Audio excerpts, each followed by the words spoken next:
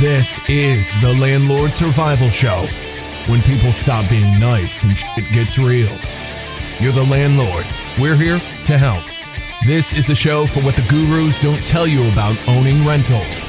We're here for you because we're stronger together. Brought to you by Empire Industries Property Management. Built for investors, by investors. Hey everyone, welcome to the Landlord Survival Show. This is your host, Steve Rosenberg. I am the owner and co-founder of Empire Industries, a property management company located here in Houston, Texas, Dallas, Texas, Fort Worth, Texas, and some other cities. And I'm not talking to you about that. I'm talking to you as an investor. So I am an investor. I own properties. I have done everything from flips to wholesales to apartment complexes. And I would say probably about 80% of them I've probably done wrong. And I've learned a lot of lessons from them. And that's kind of the reason that we even created this show. A lot of investors that I know were saying, I hear all the gurus, I hear all the people talk about the good things, but nobody talks about the bad days, the days that you don't want to get out of bed, the days that you have the problems with contractors and the issues. And they wanted to hear about those things. So my business partner, Pete, and I, we created this website, selfmanagemyproperty.com. And on this website, we talk about the challenges and basically everything that goes on with being an investor. I created a Facebook group, the Landlord Survival Facebook group. You can go ahead and join that. That talks about investors in the group that, I don't want anyone selling anything in there, but it's about how do you deal with situations as investors and how do we handle them? So we've had some amazing guests on last year. I thought no better person to kick it off for 2019 than my good friend Paul here. We're going to talk to him about what he does, who he is, his rise to stardom, and I'm sure he's wearing a white suit every day to work and all the stuff that he does. Paul, thank you so much for being on the show, man. Just a pleasure, buddy. I'm excited to do this. 2019 is going to be a big year. I promise. It's a big year, man. You and I have a couple projects that we're working on together. Yes, sir. Yes, sir. We'll talk about that later. So Paul, tell everyone just a little bit kind of about yourself, who you are, what you do, where you came from, because you have I thought I had a different track. You have a real different track of where you got into this business. So let's. Yeah. Well, my name's Paul Kazanofski, and I'm not a son of a doctor, a son of a lawyer. I'm a son of an immigrant. And, English is even my third language. And, we immigrated to Canada, and I grew up in Canada, Montreal, Canada. And my mom and dad, when they immigrated, obviously they had their problems. They got a divorce. So I didn't even know my dad, growing up. We grew up in the ghetto. And I thought everybody was poor. I come from humble beginnings. So when you're in that environment, we all talk about mindset and mindset change, repositioning the way you think and all these things. But the truth of the matter is when you do grow up in an area like that, it's almost like the concentration camp without the barbed wire. And a lot of people grow up there, they die there. For me, it was a little bit different because I did have a mom who grew up in communism in former Yugoslavia. And they had she had that scarcity mindset. But as I was growing up, I was a dreamer. Listen, I wasn't good at school. I have a learning disability.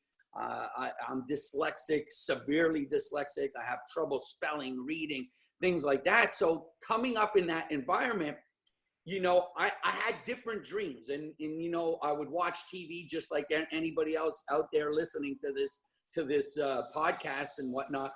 But the truth of the matter is, there's my phone going there. There's the life of an investor. But to make a long story short, I worked on other things, other dreams.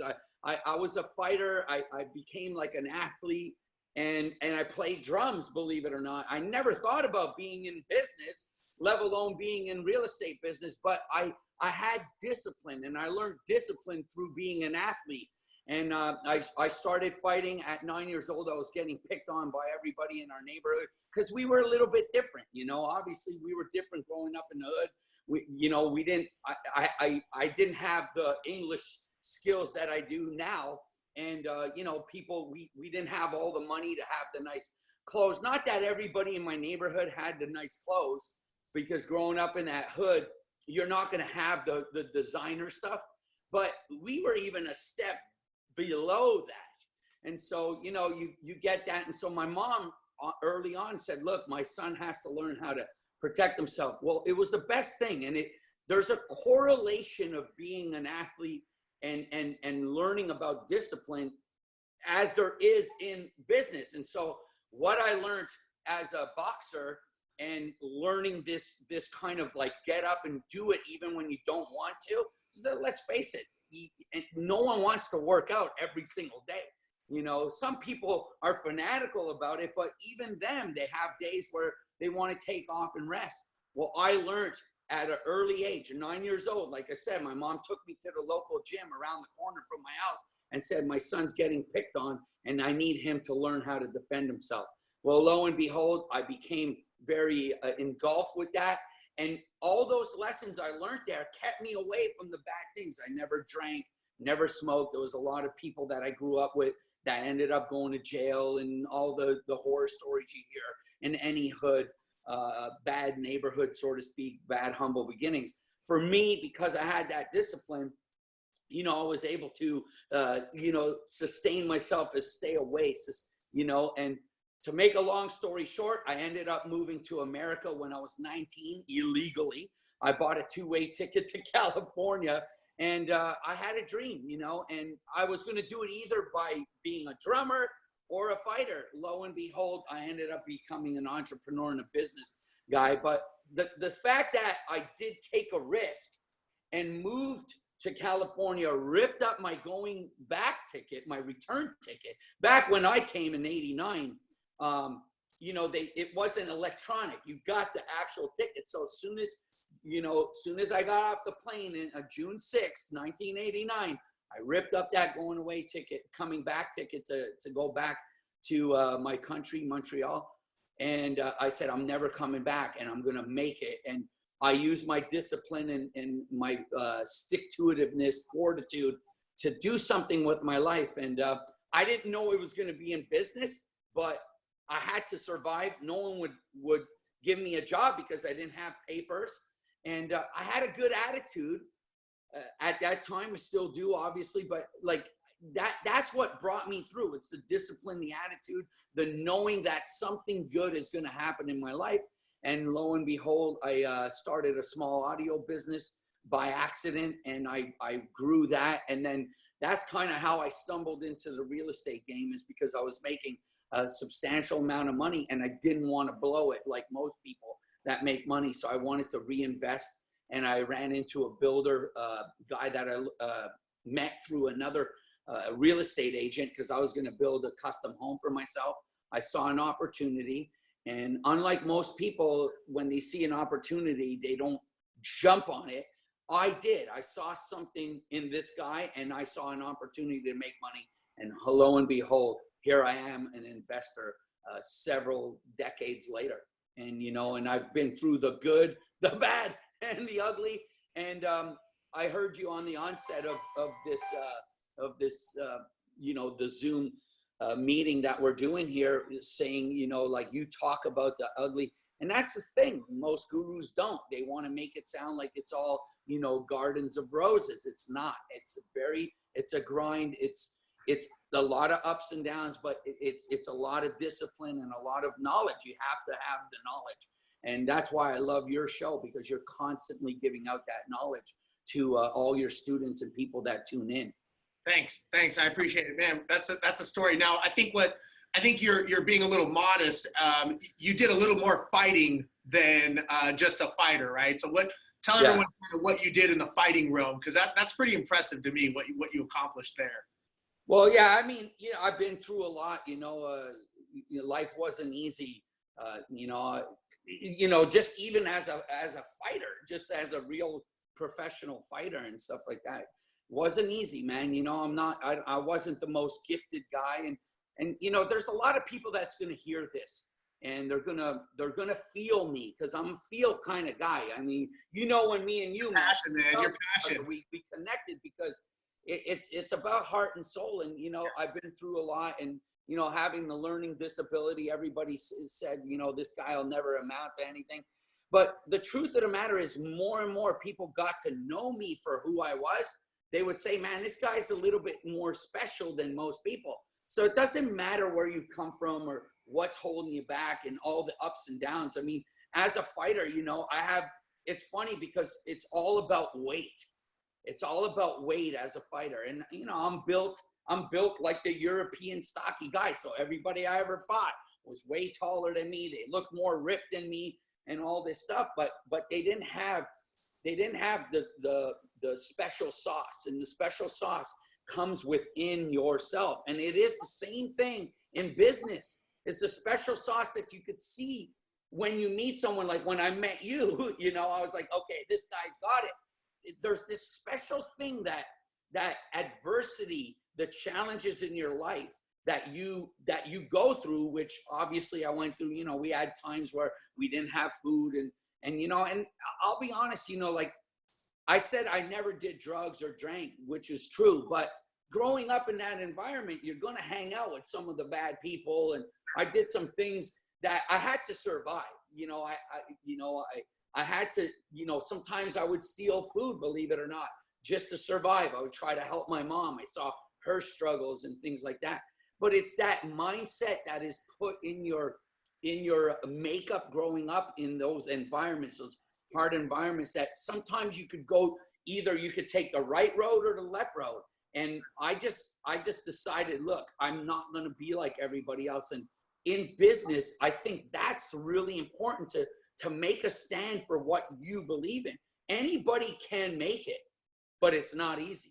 And you have to jump over all those adversities. And, you know, even when I was a fighter, like an actual fighter in the ring, there was a lot of times where, you know, I fought these guys that most people would think like, that guy is never going to win.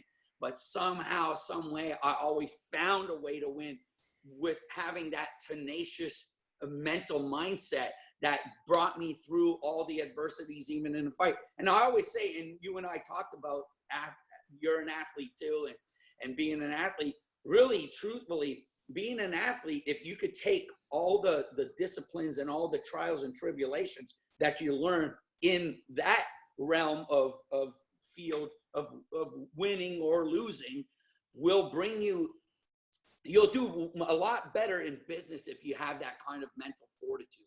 So, well, you know, you hit on so many good things. The first thing I would say is, you know, what's interesting about your background and coming, you know, to California, which we were there at the same time when I was growing up in Los Angeles, which is interesting. But, you know, I've always heard, and it's so true, people change because they have to, not because they want to.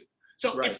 If you wanted to change your situation where you were, but didn't really have to, you may still be back in Montreal with the job, happy-go-lucky, if things weren't that bad, right? It's like, like people don't lose weight because they want to. They lose weight because they have diabetes, because they have something that says you are going to die if you don't lose weight. Same thing in real estate. People get involved in real estate not because they want to, but more a lot of times because something in their life has caused them to give them that jump start to go, okay, I don't have a retirement. For me, being an airline pilot, 9/11 was I need to do something else.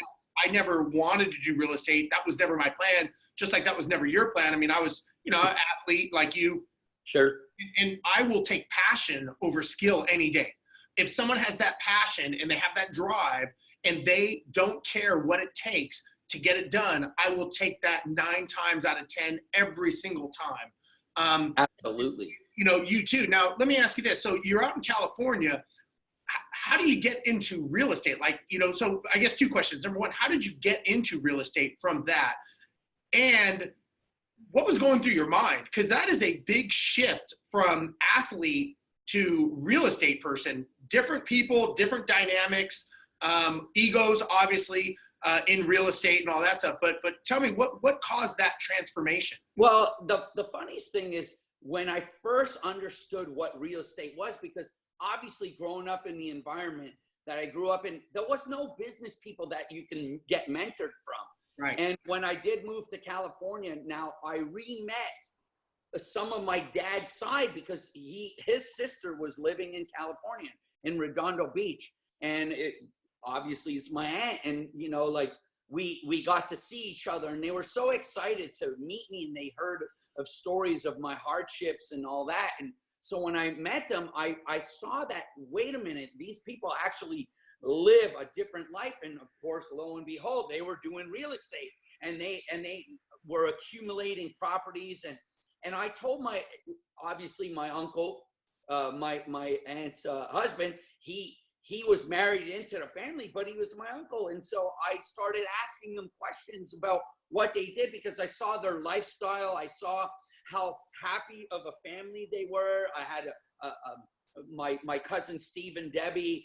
They were well-adjusted kids, and I never had seen that. Like, think about it. Growing up in my environment, all I saw was bad. Everything was bad. Cops, people getting arrested, drugs, alcoholic, welfare, this kind of stuff. Just ugly place, ugly, boarded up houses, graffiti. And then here I am in this environment going, wow, I've seen this in movies. I didn't think people that weren't an actor or a musician or an athlete or something can survive as a business person. And lo and behold, somebody in my family was doing it, and I had the opportunity. And I've always been a giving guy. I have a heart of a giver, a heart of a teacher, because I used to teach kids how to box and drum lessons and all that. So I knew how to convey what I wanted to convey in other people. So I knew that I had to get a mentor. And so when I saw how their lifestyle was, I said to my Uncle Jimmy, I'm like, Uncle Jimmy, I just want to work for you. And I said, I'll work for you on the weekends, because obviously I was kind of being an entrepreneur, because no one would hire me, but I didn't want a handout. I definitely didn't stay with them or anything like that. I struggled when I first got to America, but I was able, as being kind of like this entrepreneur, because think about it, at 13 years old, I was scalping tickets at the Montreal Forum. So I always was kind of a hustler, right? And sometimes, like guys in my neighborhood would steal like cigarettes and CDs. Back then, they were like $30 a CD when they first came out. And I would buy that stuff with some of my money and then turn around and resell it for a profit, because I always had money from scalping tickets. So I knew the hustle game. And when I saw my uncle, I knew I needed a mentor, because everything I learned in my life, whether it be boxing or drumming or scalping tickets, or even just the crazy businesses that I tried, and some were legal, some were not. And I'm very open with my story, because a lot of people, they don't want to talk about that because they're gurus now, and they don't want people to think that, like, oh, well, I'm a son of an educator. I went to Harvard or what. I'm not that guy. I never was. I'm always myself. I'm real. I tell it like it is. And some people might even judge the fact that, but unless you wear a man's shoes, you won't understand where he come from. Yeah. Now I got this opportunity with my Uncle Jimmy, and I work for free. Now, a lot of people are not willing to work for free, but I work for free. And I'm not saying my Uncle Jimmy didn't try to pay me or help me. And I'm like, no, Uncle, I just want to learn. And I had this insatiable appetite when I realized that if I have somebody that I can learn from, I'm willing to do it for free, because I don't think, here's what most people I find, they're like, what's in it for me now, this minute. Today. The truth of the matter is like I said, man, I can learn something from this guy, that happens to be my uncle, even though it's a long lost uncle.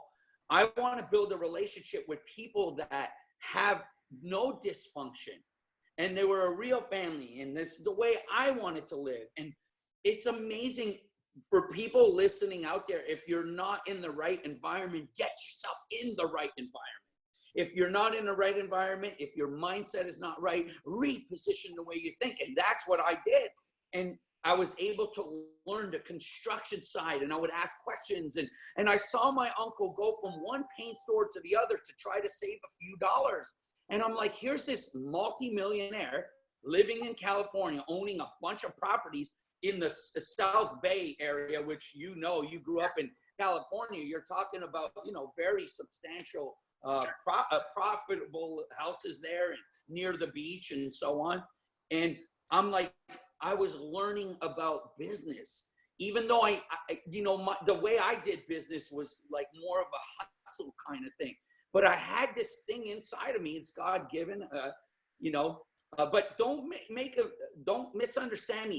If you don't have my personality, doesn't mean you can't sell and get on the phones and prospect and do business. I'm just saying I had this gift that was given from me from God, and I was able to put some nuts and bolts with that with my uncle. But that's how I first got into real estate. And then lo and behold, you think I would be in real estate right there and then. I didn't. I started an audio company, which I started with one little truck in California in the Van Nuys area. And then I grew that to 7 offices around the country. And all of a sudden I was making so much money, I didn't know what to do with it. And everybody had like, oh, put it in the stock market or I didn't understand that. Like I said, I didn't understand that, but I did understand one thing. I watched my uncle, somebody who mentored me, where I worked for free, and I learned a lot of things with the real estate game that enabled me to see a path where to put my money, where it would be at least a lot more safe. And there was something that I knew. Now, granted, obviously, I got more coaching after that. I read a book called,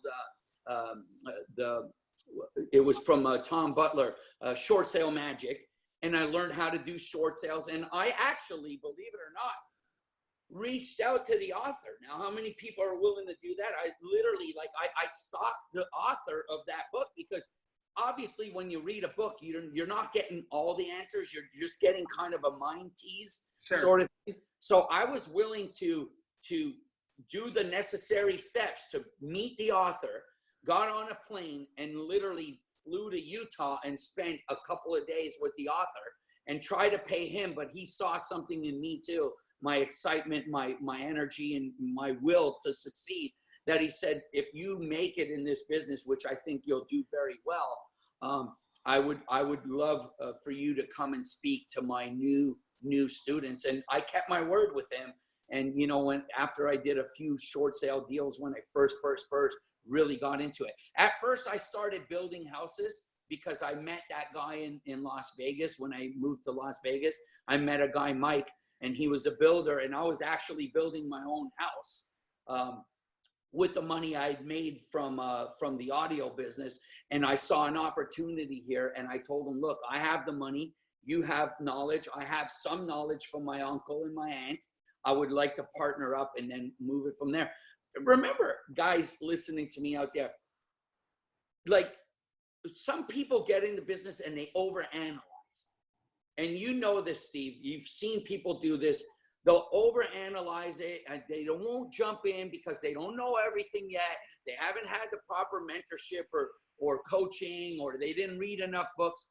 Trust me, I'm a type of guy that jumps in and I'll take the risk. Now, granted, we preach knowing the risk that you're taking a calculated risk, but you still have to risk. And you hear a lot of my story and you realize, like, I was willing to take those risks. I mean, I didn't know anything about building, but I had money from another business. I had a little bit of knowledge from my aunt and uncle. And then, I got into the building. And then once the market crashed in Vegas, it took a hit before anybody else did. In 2007, 8, it crushed. So I ended up moving to Nashville, and all the skills that I learned from being a builder and knowing how money works and putting it in and out of real estate, get in, get out, velocity of money. I took all that knowledge and I got into flipping houses. And that's how I did, because at that point, there was more foreclosures. It wasn't advantageous to build anymore. So you have to understand the pulse of what's going on in the real estate business. And, you being a landlord and owning several units, and you're managing, I started understanding the importance of wrapping up your money, but making your money work for you. And it wasn't just flip, take the money and spend it. It was flip, take the money and buy property. And everything evolves in business. Like, I didn't just get up one day and became a business guy.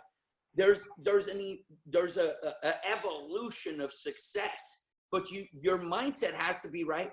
And you have to like really surround yourself. Your net worth is who you network with. And it's not what you know, it's who knows you. So once I got into this business, I wanted everybody within a radius, a small radius around me to understand what I did. I wanted people to know I buy deals. I wanted people to know that I have money and I'm a real player in the game. And it's like I said, it's not what you know, it's who knows you. The more people who know that you're a buyer, influencer, preeminent in your field of what you're doing in your area, you're going to have people bringing you deals. And it's called repositioning who you are. And that's the progression, the evolution of my business. It's not an overnight thing. And I think you've said this on your show. I've seen some of your shows that you've done. This is not a get rich quick scheme overnight. And I know, Steve, you've struggled to get to where you are, and you constantly are a pro, keep on moving levels to levels. I just want everybody that's listening to this to understand, like, you're listening to guys like me and Steve who are there right now, but there was so much struggles along the way. I've lost money. I had people not show up. I had people steal from me. I've had people that work for me, administration people skimming, because I'm not a paperwork guy and I trusted in a lot of people. And you're going to have all of those deterrents and all those trials and tribulations, but it's up to you to keep fighting. And you know, I had a guy, I did a podcast in Canada, and I had a guy ask me, what's harder, business or going into the ring, facing a big, ugly guy trying to beat you up? And I said, to be honest with you, it's business. Believe it or not, it's business. Because with business, you don't know what's coming at you. It's coming at you like 100 miles an hour. At least when you get into the ring, you understand, you know, how to take care of yourself. You did the road work. You did the necessary steps. In business, you could be doing one thing one day and then somebody throws you a curveball. So just understand that the evolution of learning. Look, I started my business when I was 13 years old, scalping tickets. I realized, hey, I need to talk to that person to get tickets. And then I have to negotiate, get them cheap or sometimes for free, and then turn around and resell them. The principles and the common thread in business is the same. But the trials and tribulations will throw you curveballs that you have to mindset-wise be ready for. And those are the things that I can't stress enough on how important it is to, you know, really focus on that and see your end before you even start. And, you know, like, you got to remember, coming from where, you know, me and Steve, I know you grew up in humble beginnings too. Know your end result and at least get close to it in your mind, because you're going to need that why. You're going to need that reason, because there's going to be times, and I'll tell you, man, there's been times where I was like, I don't know if I could just continue taking this crap every day. Yeah. But you know what? Somehow, some way, you just keep doing it, and that's because of your discipline. Well, and you know, I mean, man, you hit on a lot of good things. Write some notes so that I could circle back. You know? Yeah. The one thing I was going to say, which it all kind of comes together, is, you know, you getting it. We'll use fighting. You know, you getting in the ring as a professional fighter. Yeah. You had to put in some work, right? You got to roll up your sleeves. You got to get dirty, right? And you have to have a track to get to that end result. Those are the reps. Those are the reps. That's what you got to do. And, you know, at the end of the day, I always tell people, nobody cares about your problems. Nobody cares if you stayed in Montreal and you stayed in a poor town. Nobody cares if you went to California and failed. Everybody has their own problems in life. Sure. And, you know, unfortunately, sometimes those people's problems, you know, they will bleed into your problems, and then they want to take advantage of you. And they want to take things from you out of jealousy or out of spite or whatever. But at the end of the day, only you are going to take care of you. And it's the same thing in investing. I tell people, look, nobody cares if you buy and make $1 million, and nobody cares if you lose $1 million. No. At the end of the day, you have to be willing to, number one, get dirty. Number two, you got to roll up your sleeves and get shit done. And you got to know where you're going and where that destination is. And one of my biggest challenges when I first got involved in investing, I never knew that destination. And, you know, with fighters, that's why, as you know, that's why they want you holding up your hands after you're done sparring and stuff to show that you're envisioning in your mind winning the match, right? I mean, that's. Oh, absolutely. You're almost selling. You're selling at that point, just like you are in life. Absolutely. And I think one of the biggest problems people make, one of the biggest mistakes they make is they think real estate is about dirt.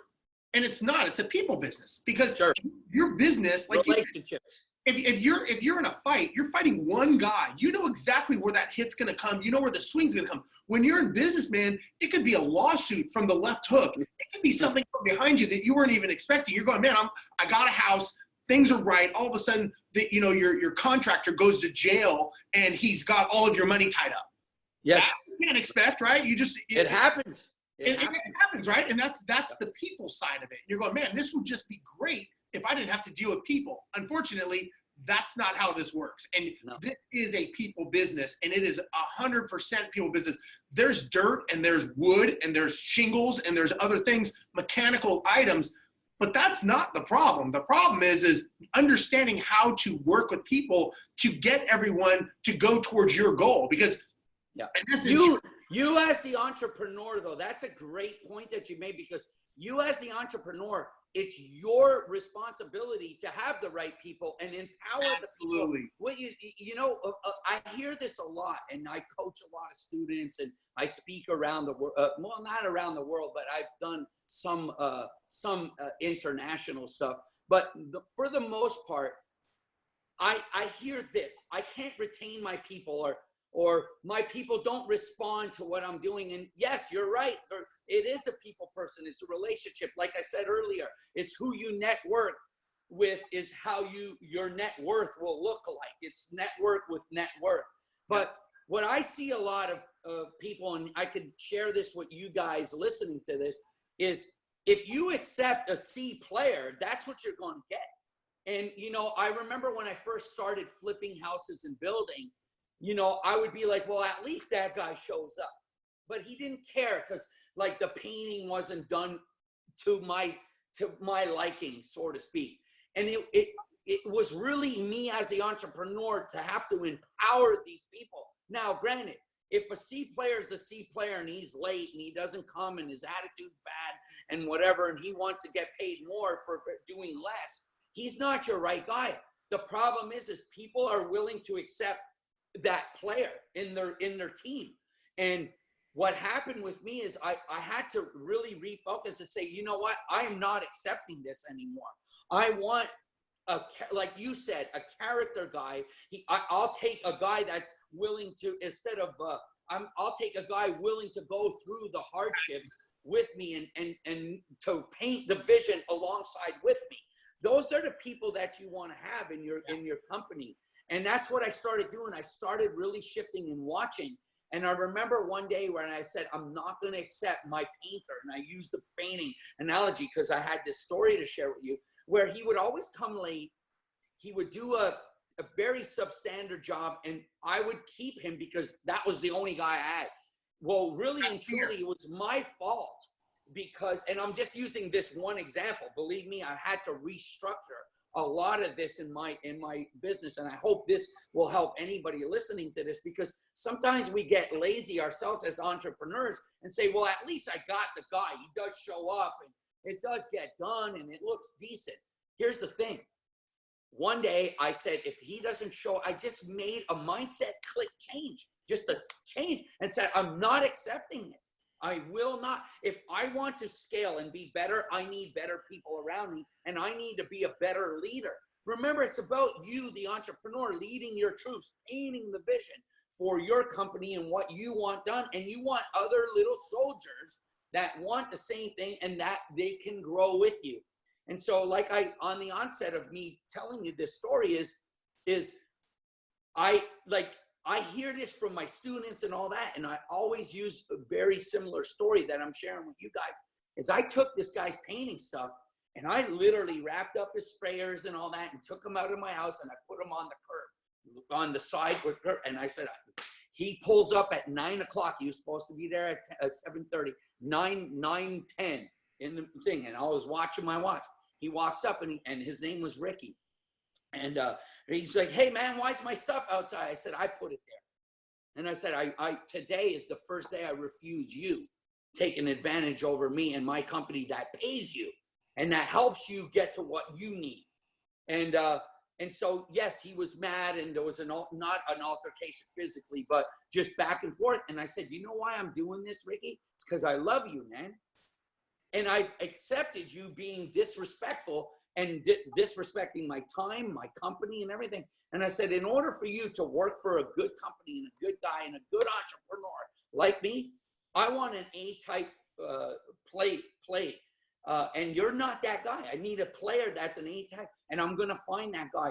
And it's because of my laziness that I had, you know, a trim guy that was so-so, or a hardwood floor guy that did a so-so job, or anybody, including this painting story I'm telling you. And I sent him on his way. And you know what? I hugged him. I thanked him. I wasn't rude. We went back and forth. But I said, man, I'm doing this because I love me and I love you, and I'm not going to accept this. And guess what? The very next day, it caused me that whole day to look for a good painting company. And I went and called and I Googled and I went to Home Depot, and I started looking at guys who showed up early, you know, and getting their paintings or whatever. I went to Sherwin-Williams. I got a bunch of cards from the head guy over there, and I talked to people. I got more involved instead of accepting mediocrity. And I think a lot of you guys doing business are accepting that. And then, you know what? I got a really good painter. Believe it or not, that was about 10 years ago. And the same painter that does A+ work for me is still with me to this day. I started looking at my company in a different light, because I said, if I could do it with this painting crew that brought me so much grief and never showed up on time, I can then do this with my project managers, my back office people, you know, even partnerships that you do. Because in what we do, sometimes you could do a flip with somebody just one time, and you could do a joint venture partnership. But I started realizing that I'm the guy that does more than anybody I do a business with or a partnership with. And so, and you know what? It's up to you to accept if that's okay or not. And so I started rubbing elbows with higher end people. And that's what's going to happen for you guys listening to this, just getting in and wanting to be a landlord and getting properties or wanting to do flips or real estate investing. You're going to see that the more you when you disrespect your own self, your own respect for yourself, and allow people to take advantage over your time and your company, you will see that you'll never be able to scale. You'll never have the right people. But soon as you make the conscious decision, and believe me, it's a scary decision, and I was scared when I did it, but I said, I will not accept mediocrity. And when somebody is mediocre, I will talk to them one time, empower them, help them. But I could honestly say, if somebody doesn't have it in him to be a better person, a more respectful worker, and respect their work, and they have a sense of pride for themselves, if they're not willing to change that, you cannot change it, no matter how good of a entrepreneur it is. The only thing you could change is to go out and find the right person. And yes, that takes work. And it took me a long time to find all the right people and to be able to scale my business. But that's your job as the entrepreneur. You know, don't put off what you could do today as an entrepreneur for tomorrow, because you know, sometimes tomorrow brings other challenges and other things you got to take care of. So you have to be proactive as a entrepreneur. And I became proactive. I refused to be lazy in my own business, and I do that. I think that's the secret sauce that I don't hear a lot of people talking about. You know, people talk about a lot of things in business and raising money, which obviously we do that, and relationships. I think it's a relationship, but I think it all starts from getting the right people and not accepting bad people. Now, granted, everybody's human, and there's going to be people that make mistakes. That's you as an entrepreneur to empower them, better than them. I mean, I have a guy that's been working for me for 10 years. His name is Jairo. He came from Mexico. He was a day laborer guy for me. But I saw one thing that you touched upon, Steve, is he had the character and the stick-to-itiveness and the discipline to get to work. And so I took him under my wing and I empowered him. Now he runs 2 of my crews, and I could do 2 houses at the same time with just him. And I got a lot of people like that. I got Frank that can do that. And people talk about millennials. Not all millennials are equal. Some are very good and some have good innovative ideas and so on. So it's up to you to really pick and choose as the leader. And believe it or not, people are always looking at you. And it's your responsibility to lead the way. If I came in late, didn't go to the office, and didn't make my phone calls, and didn't do the reps you talked about, and put in the time, and we put in 100+ offers a month to get 2 or 3 good ones. Now, how many people out there listening to this is willing to do that? Because just because it says foreclosure or it needs work doesn't mean it's a good deal. You have to know your numbers. You have to have the right people, and you have to have the passion, and people are always looking at you. And it's the entrepreneur. You don't know how many entrepreneurs and leaders that I coach that like, well, the water heater went out in the house and I just put it off until tomorrow or the next day or the weekend or what. No, get it done right there. Make the calls. Be on your phone. My phone is $1 million phone here. Even though I didn't pay $1 million, the contacts and the relationships and the money and the contractors and subcontractors and the real estate agents and the wholesalers and all the people, just like you talked about, the relationships, the people that I went out and I built those relationships and brought them back to me in this contact phone to scale my business was the biggest advantageous thing that I could ever share with anyone out there. Grinding. A lot of things that you said, so I'm coached by a business coach, and you're coached as well. Yes. We'll touch on that in a second. JT Fox, he's my coach. And so one of the things that I remember when we were getting coached, we were talking about employees and challenges. And I remember our coach said, you get the people you deserve. If you're getting C employees, you're a C leader. You are the problem. It's not them. You are not giving your people the vision and inspiring them to come along with you. You are just giving them a job. And you know what? You're getting shitty people that do shitty work. That's the problem. And he said, and like you, I travel and I speak and I do a lot of presentations and stuff. And one of the things I talk to owners about, I say, who holds you accountable? Where are your KPIs? Who do you answer to? And a lot of times, they'll say, well, I don't answer to anyone because I'm the owner. And my answer is maybe you're the problem. Maybe you're the one that needs to be fired, because just because you're the owner, if you had shareholders that you were accountable for, if you had a board of directors, if you had people that you had to say, this is why I'm not on target, like you made that mental shift saying, I'm not going to accept that anymore. Yes.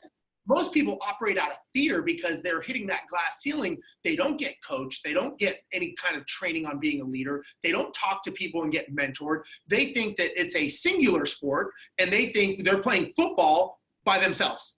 And they wonder why they lose. And they've never practiced. Look, you get professional athletes. You get, Tiger Woods, Michael Jordan. You get these professional athletes. All they do all week long is practice their craft because they're professionals. And they have coaches. Yeah, and they have coaches. The best of the best have coaches. And it's so amazing that what you're saying is so dead on. And that's why, I need to be held accountable by my coach. And my coach is a hard ass coach. Yeah. He's not, he's a great guy and he's very loyal and I love him. He's my friend, but at the same time, he doesn't let me off the hook. And I know you're a coach and you have people keeping you accountable. And it's what you touch upon, like boxing and kickboxing is a singular sport, right? It's me against that guy. But believe it or not, when you peel back the layers of the onion, I had a strength and conditioning coach. I had a trainer. I had a nutritionalist. I had people holding me accountable when we would go up to training camp. There was no sleeping in. I was doing my running and my road work and my mitt work and my heavy bag You and didn't just show up. sparring. You didn't just show up to the fight one day and be like, I'm ready. You train every day. And yes, I go in there and I execute, but it's never one person. And just what you were hitting on, and that's why I love you, man, because you understand this concept and you want the people and your students and people tuning into this to hear this, because when you go to a seminar, it's a pitch fest. Everybody's pitching something. It's easy. You can make 30,000 in the next 90 days. Let's do it. Everybody, give your credit card, whatever. And I'm not saying they're bad people. A lot of listen, I've been coached by some of these people. I bought the tapes and the videos, and we all have. And we've got some good little golden nuggets. But the truth of the matter is this is a grind every day. And that's what I love. And when we met and we talked about like our honesty, it was like I told you my struggles as an entrepreneur. I'm supposed to quote unquote be the guru, but I make mistakes and I need somebody higher up, a coach. And it's funny because I'm leave Thursday to go get coached by my coach's coach, Mike Slade, who coached Bill Gates and was best friends with Steve Jobs. So I'm gonna. These are the people that you got to learn from to keep scaling and leveling up. Because look, I've done well. I know, Steve, you've done well in your business, and you're doing some amazing things. But we're not happy being where we are. And I think that's the true mindset of an entrepreneur is don't get complacent. Don't get comfortable just because you've got the big house and all the car. It's not about that. When I was young, it was about that. I'm not going to lie, but there's more of a significance now. There's more of me being able to scale up for myself. Money's a mindset. Having money that's all a mindset issue. People get all caught up over what they're making, what they're not.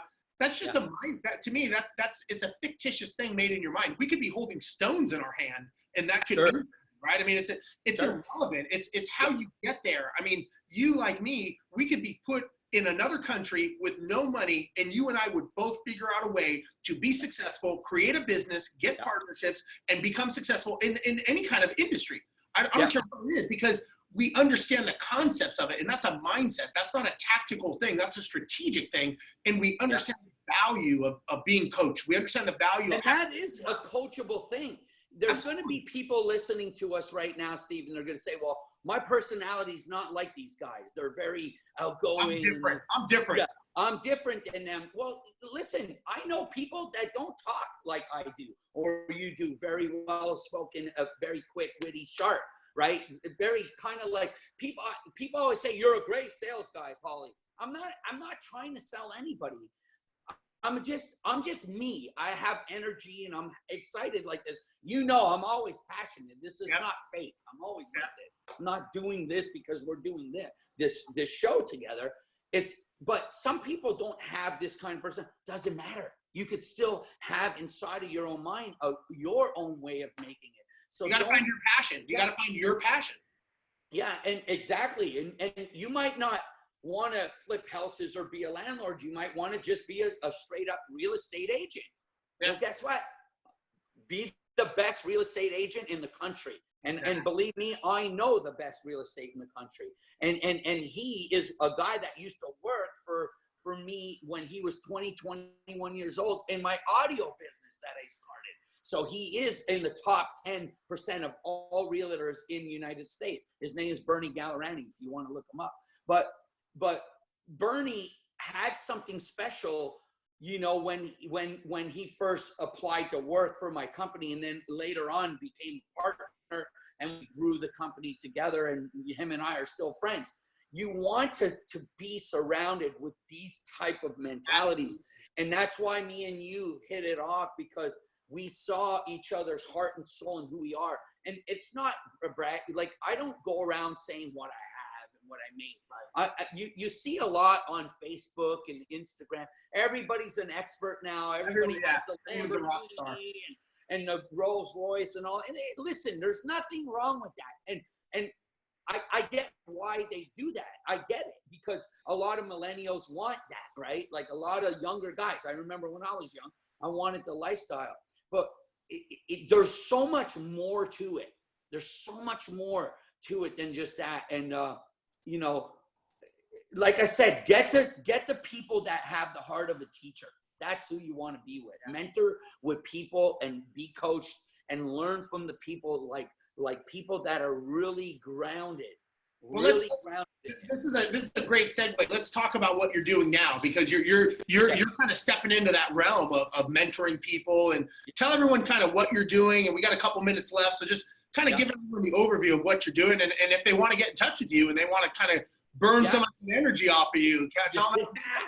Well, I have a coaching program which I helped a lot of people. And the thing is when you don't have a mass amount of students, you can kind of focus on. So I'm not the JT Fox or Grant Cardone. You know, I'm a small fish comparing to guys like that are just hitting home runs and have thousands of people. You know, I have maybe 150 students. So I could really pinpoint. Well, here's the good thing about that is they could call me or email me and I'll get back to them. They have my contact and stuff. And I have a coaching program. It's called Poly On Demand, and it's polyondemand.com if you want to join. And it's about 30 to 35 hours of content on how to find deals, raise money, build relationships, a lot about the construction. Now, let's face it, most people, and you know this, Steve, most people lose money in the construction side because they don't know how much a roof costs, or, you know, how to deal with, you know, subcontractors or contractors and so on. So I talk about this. I go into great detail, and it's basically on demand. You go online and there's 30 to 30, and I constantly put new videos up of me talking about certain different subjects, and people ask me often asked questions, and I'll address it. Kind of like the green thing that you and I are involved in. It's very similar. And matter of fact, I use a couple of the videos that were really like the 9 houses not to buy, like stay away from, the houses to buy, and how to. It's a very how to. It's a hands-on, Poly On Demand. Anything you want to learn about it, there's a subject, 7 mistakes I made that if I could do it all over, what would I do different? And this is spoken by a guy that is obtainable. Like most people getting into this business, you know, they're not going to be the Grant Cardone or the Tony Little, like Anthony Robbins or you know, or JT Fox. You got to start somewhere. You got to start by making those baby steps. Yeah, it's like I'm still obtainable. Like I've done 345 real estate flips, and I've done 144 wholesale deals. What wholesaling is, you buy it, you put it under contract, you have the paper, and you sell the paper to another house flipper, and you make the in-between money. I teach people how to do that. But I'm almost at 500 deals, flips and wholesale deals. It's a lot of deals, don't get me wrong. There's a lot of things I learned through my trials and tribulations, my humble beginnings, and my mistakes I've made. I could be worth so much more because of me not having all the nuts and bolts put in place, and maybe not holding enough of properties when I was flipping when I first started.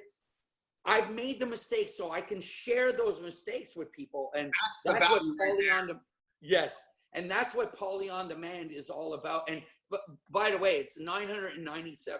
It's very inexpensive, and if you can't afford $997 to better yourself, then maybe being an entrepreneur is not for you. Just, you know, I'm not trying to sell anybody. I always tell people if $1,000 to learn what I know and all the do's and don'ts, then don't do it.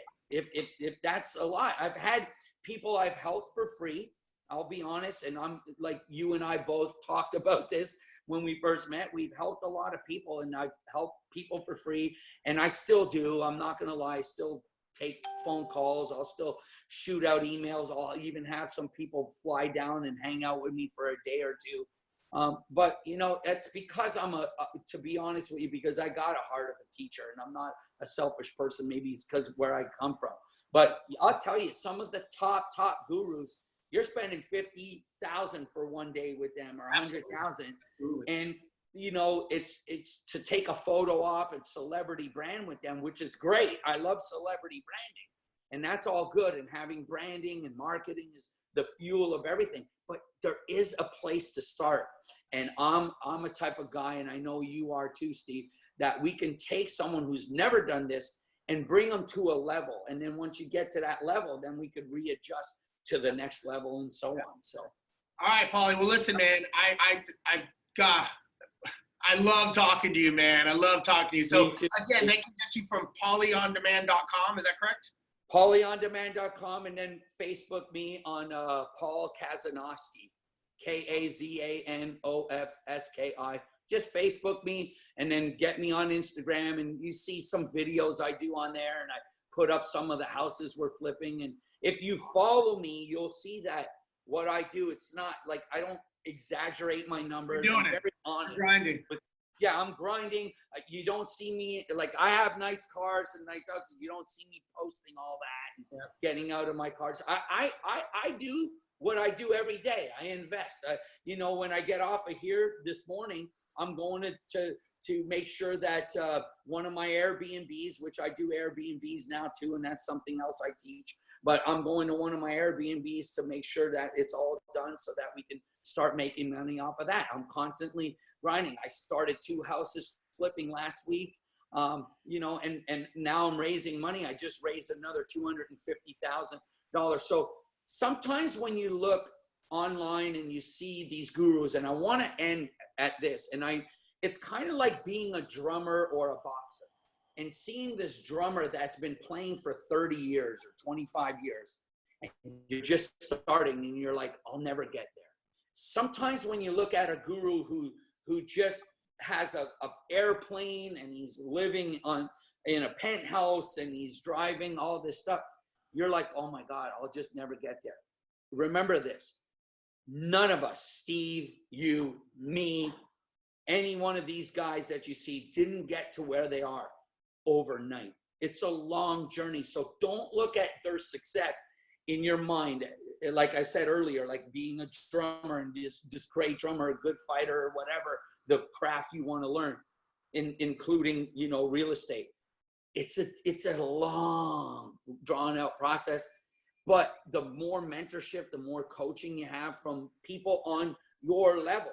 Like, you know, people say, well, would you want to learn from like a Grant Cardone? Well, who wouldn't, right? Like Grant Cardone's doing great. He's got 10,000 properties. I don't know how many doors they got now. But you know what? If you have one door and you're looking at this guy at 10,000, it might discourage you. So you want to be mentored with people that have your back, that you can see what the next step is and what the next scale up or level up is. And that's who we cater to. Yeah. You know? I would end it by saying, in my opinion, successful people are not born, they're made and bred. So you've got to be made, you've got to learn how to be successful. You don't get these, you know, Michael Jordan didn't come out slamming basketballs, right? He had to practice and practice and practice. He didn't even make his high school team. And I've read the Be Like Mike book, and, you know, and even though I'm dyslexic, I still read, you know, I'm reading How to Build a Storybook brand or something by Donald Miller. It's a good book. I'm halfway through it right now. So even though I can't read fast, the fact that I read might be better than someone who could read way better than me. So it's about doing the work, and it's about staying positive. And again, man, it's just a pleasure doing these Zoom type meetings with you guys, because if I could even just help 1 or 2 people, man, I'm a happy guy. No, and also you and I are doing a project together with Green. Fathers on that. That's going to be very exciting. So that's to be coming. So I'll be seeing you in Nashville. We'll be doing an event together. So that'll be cool. So awesome, thanks so much for being on the show. I really appreciate it. Everybody, if you want to go to our, we do have these shows on iTunes.